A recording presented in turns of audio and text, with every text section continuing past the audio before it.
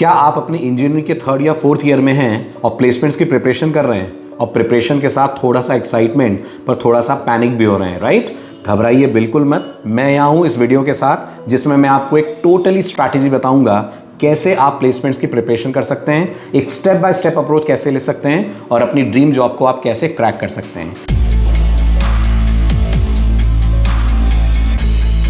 Hi guys, this is Sachin Kapoor from SCA live और मैं लेकर आया हूं एक 4 to 5 मंथ्स का एक्शनेबल रोड मैप जिसे फॉलो करके आप इंटरव्यू के लिए अपने आप को प्रिपेयर कर सकते हैं और अपनी ड्रीम जॉब पा सकते हैं। चलिए शुरू करते हैं इस वीडियो को और डिस्कस करते हैं इस रोड मैप का फर्स्ट स्टेप। दोस्तों, स्टेप 1 होता है DSA के कॉन्सेप्ट्स को स्ट्रॉन्ग करना। अब ये मानते हुए कि आपने कोई एक प्रोग्रामिंग लैंग्वेज अच्छे से पढ़ी हुई है, हमारा फर्स्ट स्टेप होगा इस रोड मैप में कि हम DSA को इंप्रूव करें, DSA के कॉन्सेप्ट्स को स्ट्रॉन्ग करें। क्योंकि यकीन मानिए प्लेसमेंट एक मैराथन है और DSA वो स्ट्रॉन्ग लेग्स हैं जो आपको इस मैराथन में फिनिश लाइन तक लेकर जाएंगे। DSA सिर्फ आपकी कोडिंग को इंप्रूव नहीं करता है, वो आपकी एनालिटिकल स्किल्स को इंप्रूव करता है, आपके सोचने के तरीके को बदल देता है। जब आप DSA पढ़ते हैं ना तो आप कॉम्प्लेक्स प्रॉब्लम्स के ऑप्टिमाइज सॉल्यूशंस बनाना सीखते हैं। आप ये समझ पाते हैं कि इस प्रॉब्लम को अगर मैं थोड़ा सा अप्रोच डिफरेंट करके करूंगा तो मेरी प्रॉब्लम के ऑप्टिमाइजेशन कितना बढ़ जाएगा, मेरी प्रॉब्लम में रन टाइम कितना कम हो जाएगा और कोड मेरा कितना ज़्यादा एफिशिएंट हो जाएगा। ये भी जानना ज़रूरी है कि प्लेसमेंट्स बहुत कॉम्पिटिटिव होते हैं और DSA में जिनकी स्किल्स अच्छी होती है, DSA में जिनकी पकड़ अच्छी होती है, वो इस कंपटीशन में एक्सेल कर जाते हैं। क्योंकि यकीन मानिए DSA की स्किल्स आपके इंटरव्यू में डायरेक्ट रिफ्लेक्ट होती हैं और आपके HR में इनडायरेक्ट रिफ्लेक्ट होती हैं। तो DSA अगर आपने अच्छे से पढ़ लिया तो खाली प्लेसमेंट्स के लिए नहीं, अपने करियर के हर चैलेंज के लिए, अपने करियर में काफ़ी सारे प्रोजेक्ट्स के लिए आप DSA को अप्लाई कर सकते हैं और आप उसमें इम्प्रोवाइजेशन डेफिनेटली ला सकते हैं। दोस्तों, जब कंपनी सॉफ्टवेयर इंजीनियर के रोल के लिए हायर करने आती हैं, खास तौर पे फ्रेशर्स के लिए, तो उनके पास या हमारे पास एज अ फ्रेशर कोई एक्सपीरियंस नहीं होता जो हम शोकेस कर पाएँ। तो फिर क्या बचता है? कंपनी कैसे आपको टेस्ट करेगी? सिर्फ और सिर्फ DSA के स्किल्स के बेस पर टेस्ट करेगी। तो DSA एक ऐसा स्किल सेट है जो हर कंपनी पूछती है। आपसे ऑनलाइन असेसमेंट में DSA के क्वेश्चंस पूछे जाएंगे, इंटरव्यू में DSA के क्वेश्चंस पूछे जाएंगे, इसलिए DSA इज अ मस्ट। इसको बहुत बहुत अच्छे से सीखिए। अब सवाल आता है कि 4-5 महीने के टाइम में हम DSA को प्रिपेयर कैसे करेंगे? दोस्तों, 4-5 महीने इनफ टाइम है DSA प्रिपेयर करने के लिए, प्रोवाइडेड आप कंसिस्टेंट रहें।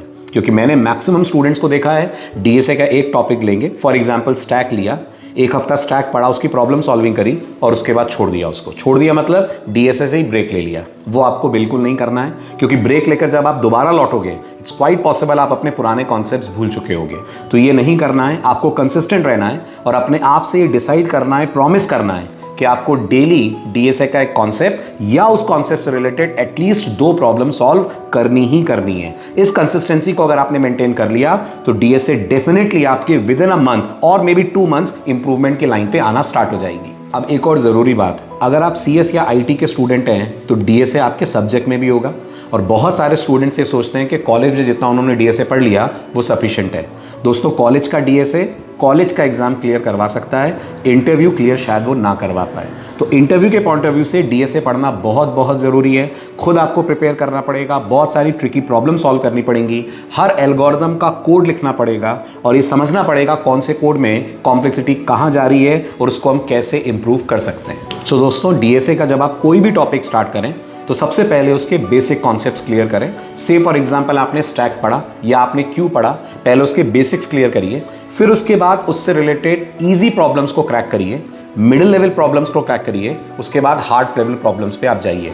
और यकीन मानिए जब तक कम से कम आप 50 to 100 प्रॉब्लम सॉल्व नहीं कर लोगे, पर्टिकुलर स्टैक की बात नहीं कर रहा हूँ, एक पर्टिकुलर टॉपिक की बात कर रहा हूँ, राइट? जैसे लीनियर डेटा स्ट्रक्चर्स में कम से कम जब तक आप 50 to 100 प्रॉब्लम सॉल्व नहीं कर लेंगे तब तक बिल्कुल एक्सपेक्ट मत करिए कि आपकी एक्सपर्टीज बनेगी। थोड़ा सा पेशेंस रखिए, थोड़ा सा टाइम दीजिए अपने आप को। जैसे जैसे आप इसमें आगे बढ़ेंगे, ग्रो करेंगे, आप देखिएगा आपका कॉन्फिडेंस बूस्टअप होता जाएगा। अब रहा सवाल रिसोर्सेज का, तो दोस्तों DSA के लिए लीड कोड और कोड फोर्सेस इनफ हैं क्वेश्चंस प्रैक्टिस करने के लिए। आप इनमें इजी, मिडिल, हार्ड लेवल की प्रॉब्लम सॉल्व करिए, आपके DSA के कॉन्सेप्ट्स, DSA के टॉपिक्स बहुत स्ट्रांग हो जाएंगे। दोस्तों, अब आता है स्टेप 2, DSA के बाद आता है डेवलपमेंट। बात से मेरा मतलब ये नहीं है कि आप DSA कंप्लीट करके डेवलपमेंट में जाएं।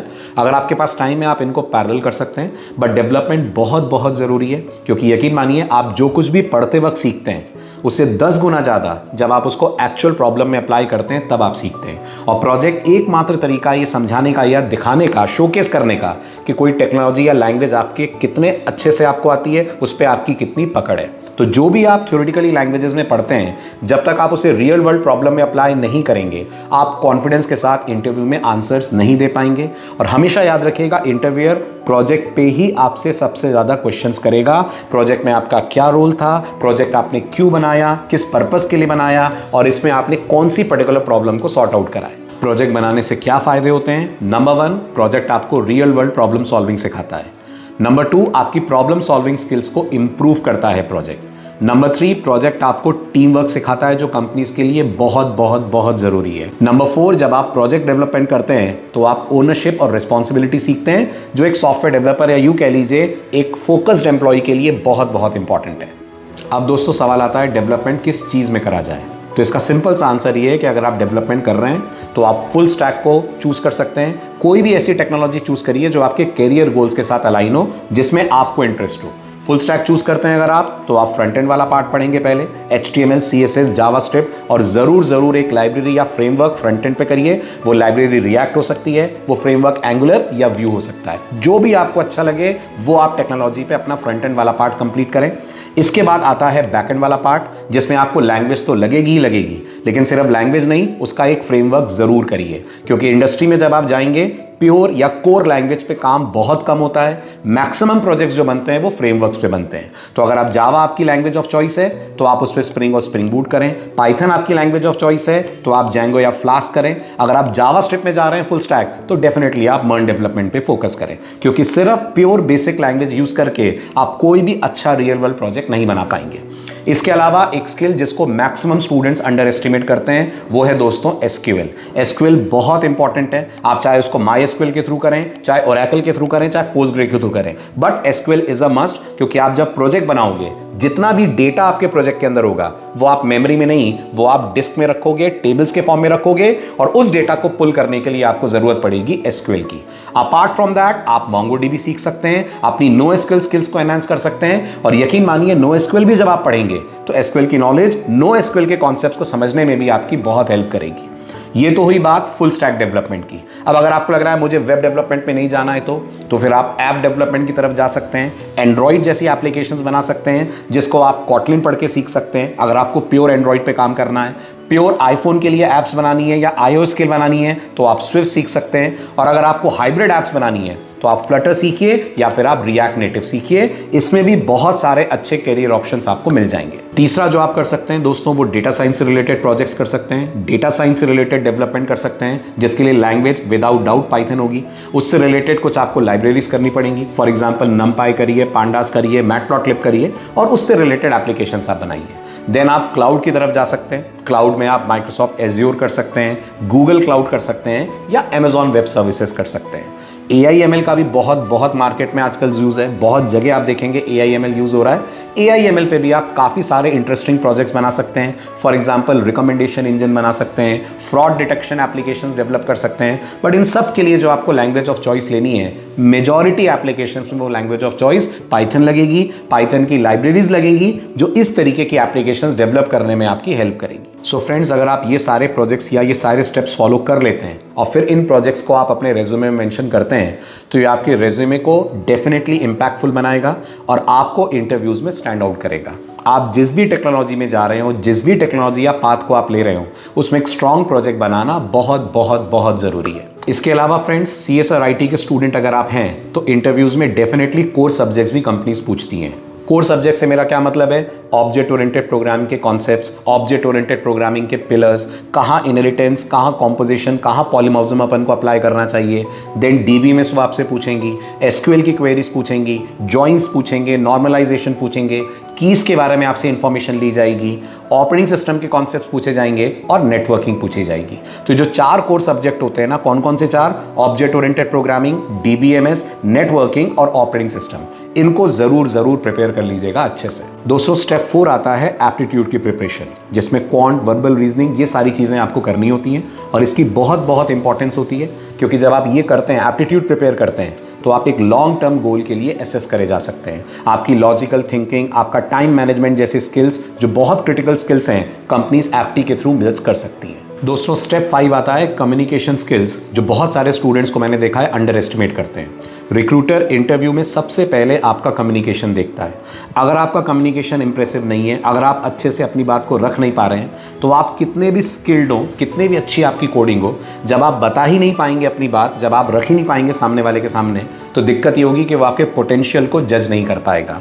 अच्छी कम्युनिकेशन स्किल इस गैप को फिल करने का काम करती है। कंपनीज को ऐसे एम्प्लॉयज चाहिए जो टीम के साथ इफेक्टिवली कम्युनिकेट कर पाएं, और आपकी कम्युनिकेशन स्किल्स इस बात को प्रूव करती हैं कि आप एक अच्छे टीम प्लेयर हैं। आप अपने आइडियाज, अपनी बातों को बेहतर तरीके से लोगों के सामने प्रेजेंट करना जानते हैं। स्टेप 6 आता है फ्रेंड रेज्यूमे बिल्डिंग। राइट, अगर आपने लैंग्वेजेस करी हैं, अगर आपने प्रोजेक्ट्स बनाए हैं, डीएसए कराए, तो ये चीज़ें आप अपने रेज्यूमे के अंदर मेंशन कर सकते हैं, जो इंटरव्यू पे एक अच्छा इंपैक्ट डालेंगे, जो आपका एक अच्छा इंप्रेशन इंटरव्यूअर के सामने रखेंगे। और याद रहे, अगर आप एक टेक कंपनी के लिए अपना रेज्यूमे बना रहे हैं, तो उसमें उन्हीं स्किल्स को मेंशन करें जो टेक रिलेटेड हो।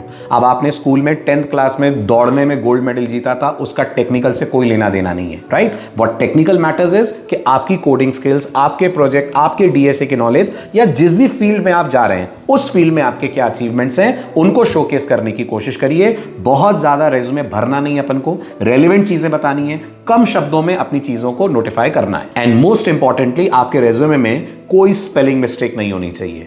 किसी भी तरह की स्पेलिंग मिस्टेक बहुत बैड इंप्रेशन देती है जब इंटरव्यूअर आपके रेज्यूमे को पढ़ता है। सो मेक श्योर कोई स्पेलिंग मिस्टेक ना हो और रेज्यूमे बिल्कुल स्ट्रक्चर्ड वे में आप डिजाइन करें। दोस्तों प्लेसमेंट जर्नी सिर्फ जॉब पर आने का प्रोसेस नहीं है, ये आपके सक्सेस को डिफाइन करता है, आपकी ड्रीम्स को रियलिटी में कन्वर्ट करता है, और ये आपको एक बेहतर ह्यूमन बीइंग भी बनाता है। राइट, तो तैयार हो जाइए, खूब जम के प्रिपरेशन करिए और सक्सेस को अपनी नेक्स्ट डेस्टिनेशन बनाइए।